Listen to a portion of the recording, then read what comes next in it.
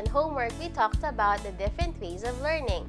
First, we talked about that the brain gets information from the five senses. And when the brain processes this information, we get to learn many things. Second, we talked about the three different ways of presenting a lesson. Those are concrete, pictorial, and symbolic. Mamaya magre-review tayo para malaman ulit natin kung ano-ano ang mga ito. And then, we also talked about the learning styles. There were two learning styles that we talked about this week. The first one was visual learners. The second one was kinesthetic learners. And later, kids, we will talk about a third learning style, and that is auditory learners. O mga bata, samahan ninyo ako. Sama-sama tayong mag-aral. Sama-sama tayong masayang gumawa ng homework.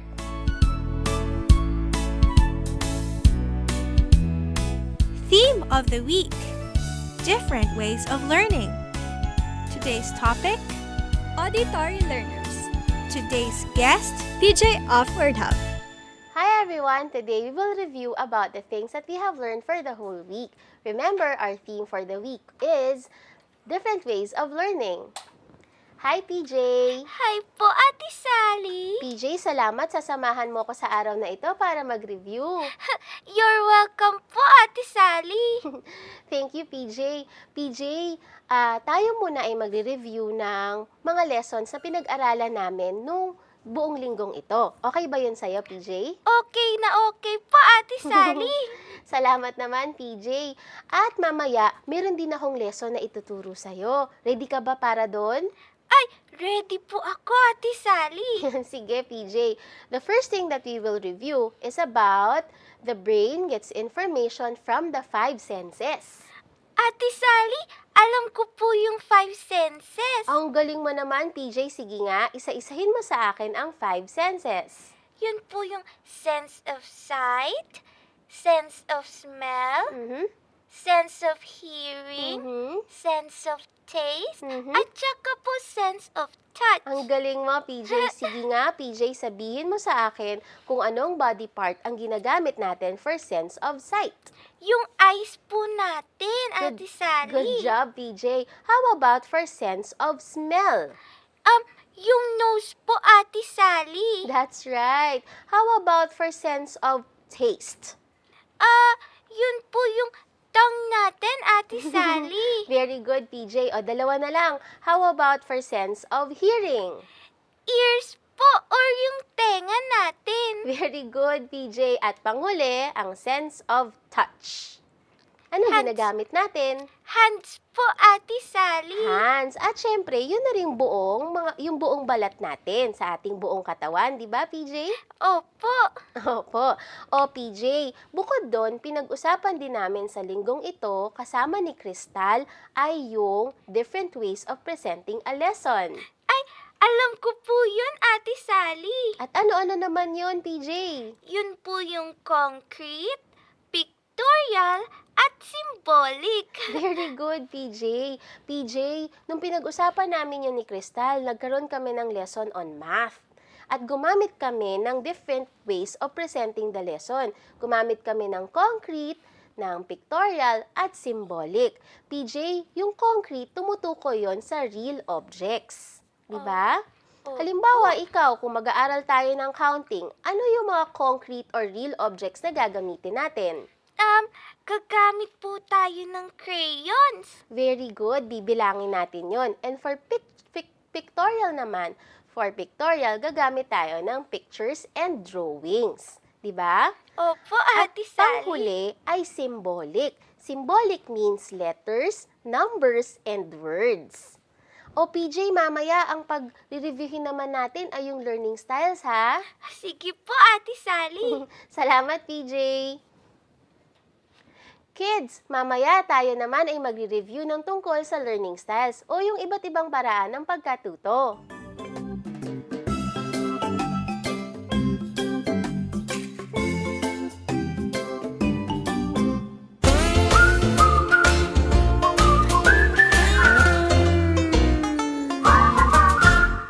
We are now open for business.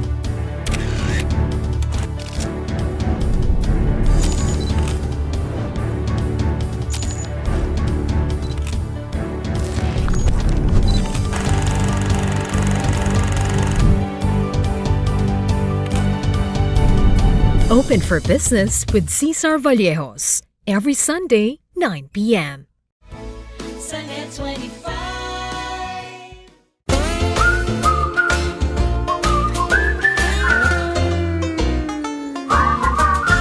Objectives of the episode. At the end of the episode, the viewers will learn about auditory learners. Auditory learners are those who learn better through listening and discussions. So today we are reviewing about the things that we have learned for the whole week here on homework. A while ago, we just talked about the 5 senses. We also talked about the 3 different ways of presenting a lesson.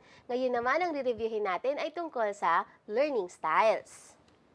PJ, ang learning styles ay ang tungkol sa iba't ibang paraan ng pagkatuto. Naalala mo ba kung ano-ano yung pinag-usapan na natin sa homework ng mga learning styles? Ate Sally, yun po yung visual and kinesthetic learners. Very good, PJ. Visual learners and kinesthetic learners. Mayroong mga tao na very visual. Natututo sila sa pamamagitan ng drawings, pictures, graphs, at kung ano-ano pang mga diagrams. May kakilala ka ba na visual learner? Meron po. O sino naman, PJ? Si Joey po. Tama, si Joey. Bakit mo nasabi na visual learner si Joey? Kasi po, mabilis po siyang makatanda ng picture. Mhm. Tsaka po, mahilig rin po siyang magpasa. Very good, PJ. Tama, ang mga visual learners, magaling silang halimbawa, nakita nilang isang picture. Maalala nila agad kung ano-ano yung mga detalye nun. Sila rin yung magagaling sa pagbabasa ng mapa at magaling silang matandaan nila. Yung halimbawa, nakakita sila ng building at yung detalye ng building yun, kaya nilang i-drawing. Ang galing naman po, Ate Sally. Diba? Ang galing-galing nga ni Joey, diba? Opo. Yung pangalawa naman na learning style. Ang pangalawang learning style ay ang kinesthetic learners. Opo. Oo. Ang kinesthetic learners ay mas natututo sa pamamaraang gumagamit sila ng movement at play. Para pong si Mel. Oo, tama. Parang si Melt. Si Melt kasi napaka-active niya, di ba? Opo, ang likot po ni Mel. Oo nga, medyo malikot nga si Melt. Pero kasi si Melt, kaya siya malikot. Marami kasi siyang energy nandun sa katawan niya. At yung energy na yon, kailangan lang niyang humanap ng output. Para, at tulad nun, halimbawa, play. O kaya, mahilig din siya, PJ, di ba, sa pagluluto? Opo. Oo. Kasi ang mga kinesthetic learners ay natututo sa pamamaraan ng demonstration, movements, at lalong-lalo na play. Ganon yun si Melt. O PJ, mamaya may isa pa tayong pag-uusapang learning style. Ano po yun, Ate Sally? Pag-uusapan natin ang mga auditory learners. Alam mo ba, PJ, kung anong ibig sabihin ng auditory? Hindi po. Ano po? Okay. PJ, okay lang yon. Sasabihin ko sa'yo. Ang auditory ay tumutukoy sa ating pandinig. Ayan. Diba? Ibig sabihin, ito yung mga batang natututo sa pamamagitan ng pakikinig. Diba, PJ? Opo. Ano ang pag-uusapan natin mamaya, PJ? Auditory learners po. Very good, PJ. O kids, samahan ninyo kami ha, kasi mamaya ang ating pag-uusapan ay isang bagong learning style. Ito ay ang auditory learners.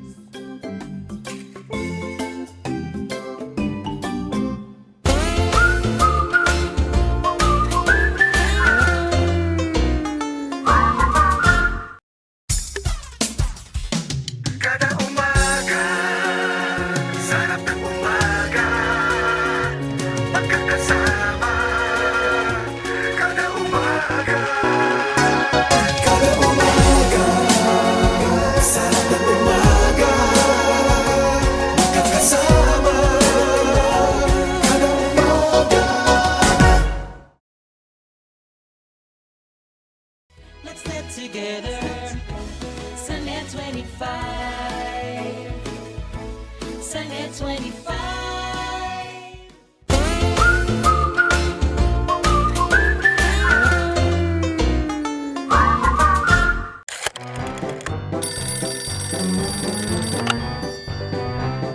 Homework Hotline! Hi Ate Sally, nalilito po ako sa long division. Ano po ba ang mas madaling paraan para gawin to?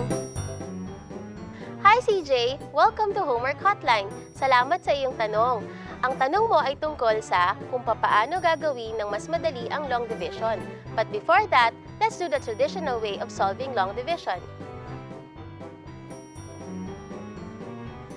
Sa paggawa natin ng long division, the traditional way ay ganito.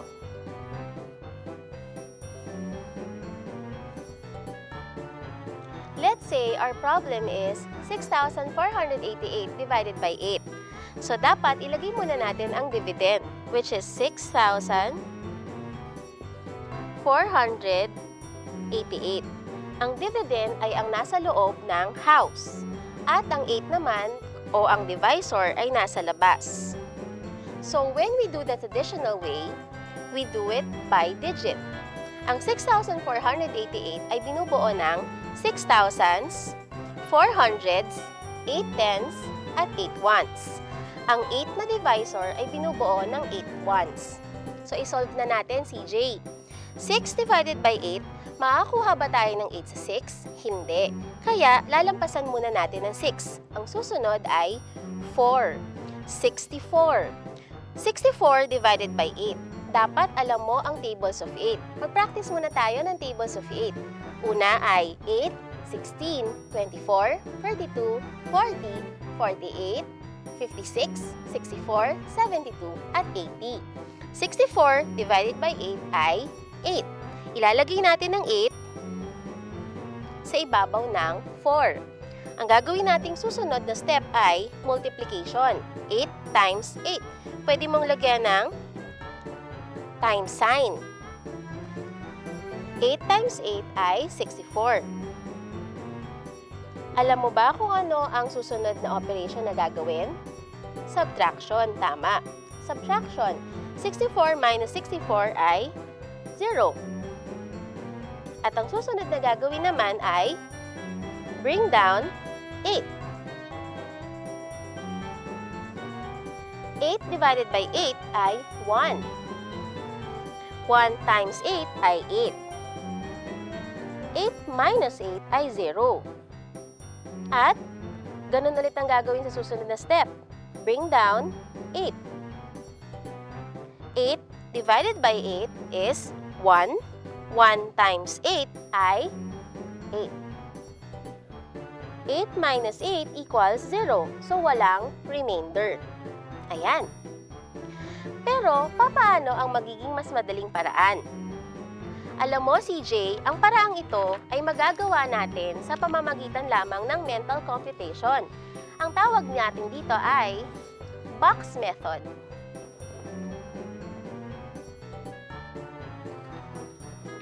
Gagamit tayo ng box o rectangle para magawa natin ang mas madaling paraan ng long division. Sa loob ng box, ilalagay natin ulit ang dividend o 6,488. At sa labas ay ilalagay naman natin ang divisor, 8. Imaginein mo ang mga numbers na to sa isip mo, kahit hindi mo na ito isulat. Pero kung magiging mas madali itong isulat para sa iyo, dapat isulat mo ito gamit ang box method na ito. So ngayon, ang gagawin naman natin ay, instead of doing it by digits, tandaan, CJ, 6,488 ay binubuo ng 6 thousands, 4 hundreds, 8 tens, at 8 ones. CJ, tandaan mo, kailangan gawin mo ito ng by place values. Mahalaga kasi sa mental computation ang place values. Dahil kung place values ang ginagawa natin, magiging mas madali ang pag-solve mo ng iba't ibang operations. So instead of doing 6 divided by 8, ang gagawin mo lamang ay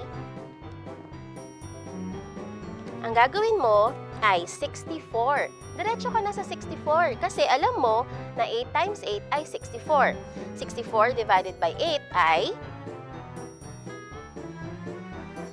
64 divided by 8 ay 8. 8 times 8 ay 64. Tandaan, CJ, pag ginawa mo yan, 64. Pero alam mo na si 6 ay 6 thousands at si 4 ay 4 hundreds, kaya lalagyan mo ng 0 dito. 6,488 minus 6,400 ay 88. Isang tingin pa lang, alam mo na, CJ, na ang 88 divided by 8 ay 11 o 1/10 at 1/1. Pero, para maging mas klaro para sa'yo, ang gawin natin ay ganito. Isa-isahin natin, CJ. Ilagay ang 88 sa kabilang side. 88, kahit muna ang gawin mo ay sa 8 muna. So, 8 o 80 o 8 ones divided by 8 ay 80. Subtract mo ang 80 sa 88, ang sagot ay 8. So, ano sagot mo dito sa taas? Ilalagay mo ang 1 dyan, pero yan ay 1/10. Huwag mong kalimutan nga pala, CJ, ilagyan mo ng 2 0 dito. Dahil ito ay 800. 800 times 8 ay 6,400. Dito naman, 10 times 8 ay 80. So, meron ka pang natitirang 8. 8 divided by 8 ay 8. Yan ay tumutukoy sa 1's place value. 1 times 8 ay 0. Ayan. So, 800 plus 10 plus 1 equals 811. Pareho lang ito ng ginawa natin kanina, di ba, sa traditional way of long division. Yan. Ang paggawa natin nito ay pwede mong gawin bilang mental computation. Isipin mo na lamang kung ano-ano ang place values na kaloob na napapaloob sa isang number. Sana nakatulong ako sa iyo, CJ. Bye-bye!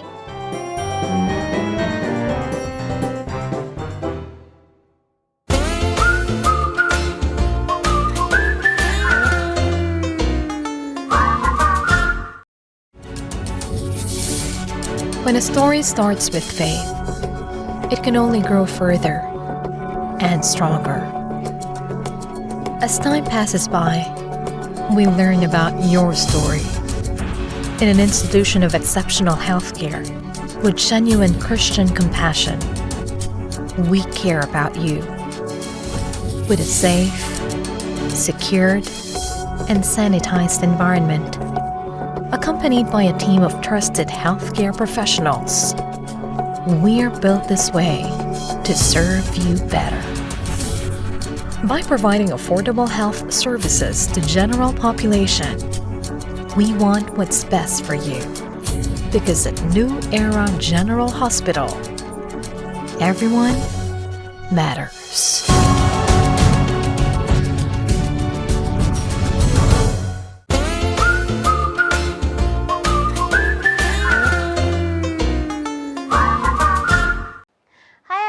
A while ago, we just talked about or reviewed the two learning styles, namely visual and kinesthetic. Today, we will talk about auditory learners. PJ!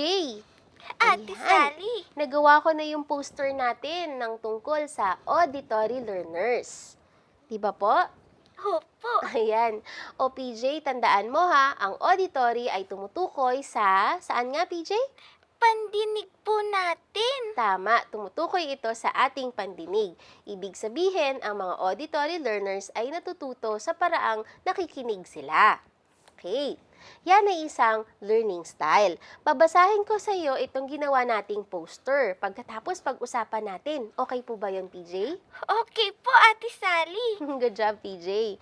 Okay, una, para sa mga auditory learners, they learn through lecture, discussions, and storytelling. Isa-isahin natin ha. They learn through lecture. Ano ba yung ibig sabihin ng lecture, PJ? Alam mo ba?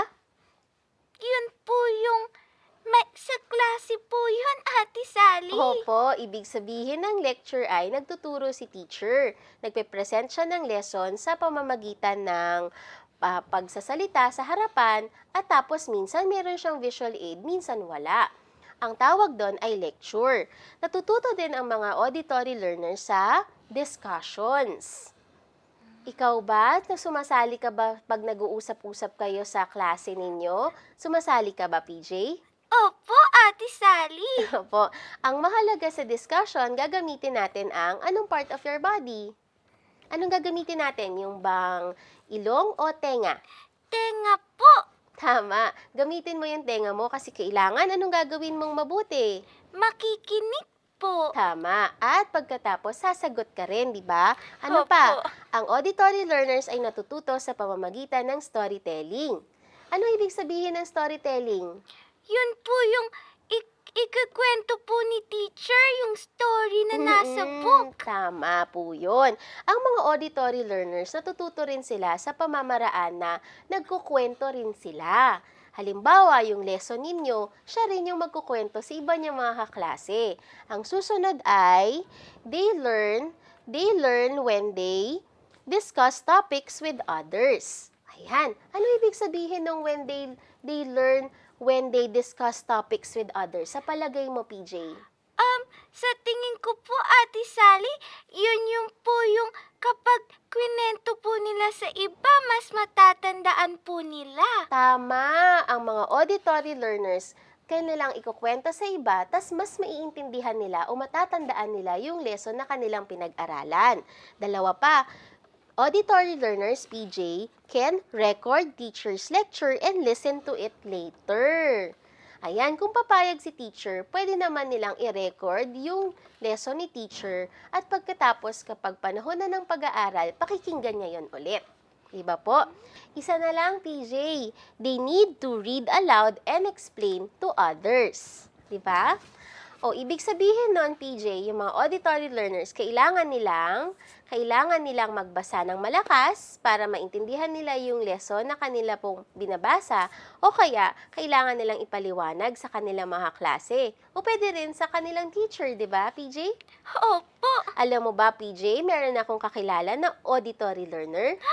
Sino po, Ate Sally? Mahilig siya sa stories, mahilig siyang magpaliwanag, at mas natututo siya kapag sinasabi niya sa iba yung gusto niyang yung mga natutunan niya sa school. Ako po ba yun, Ate Sally? Opo, PJ.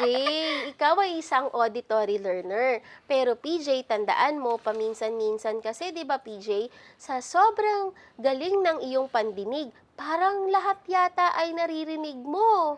Opo, nga po, Ate Sally. Minsan po, hindi na ako nakakarinig kay teacher. Nako, dapat ang mga auditory learners, dapat iniisip rin nila kung ano ang mahalaga. Halimbawa, tulad mo, isipin mo kung anong mahalaga sa classroom. Yun bang boses ni teacher o yung boses ng kaklase? Anong pipiliin mo? Yung kay teacher po. Tama, yung kay teacher. O, tandaan mo yun, ha? Opo, Ate Sally. Salamat, PJ. Sinamahan mo ko sa pagre-review sa araw na ito. Salamat din po, Ate Sally. Sige. Kids, parents, and teachers out there, kung meron kayong homework na gusto nyong tulungan namin kayo, o kaya suggestions, comments na gusto nyong ipadala sa amin, send us an email at our email address. That's net25kids@gmail.com. Follow nyo rin kami sa Twitter at Instagram. Hanapin nyo lang ang Net25Kids. Like and share our Facebook page. That's facebook.com/net25kids. Sama-sama tayong mag-aral. Sama-sama tayong masayang gumawa ng homework! Paalam!